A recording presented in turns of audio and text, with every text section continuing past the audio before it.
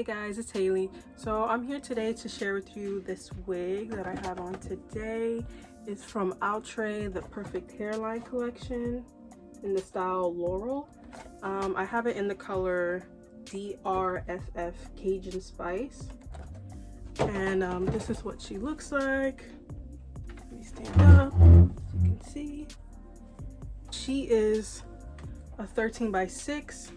It comes with a full scalp on it that kind of has like a color to it, but you'll see in the install that I cut it out because it just left like a weird like line on it.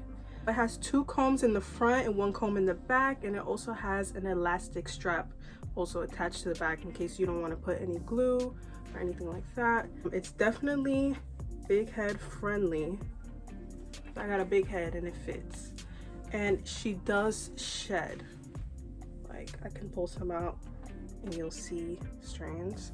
So if that doesn't bother you, you'll be fine, but it's definitely more than average. So I'll show you guys how I installed it, and I hope you enjoy the video.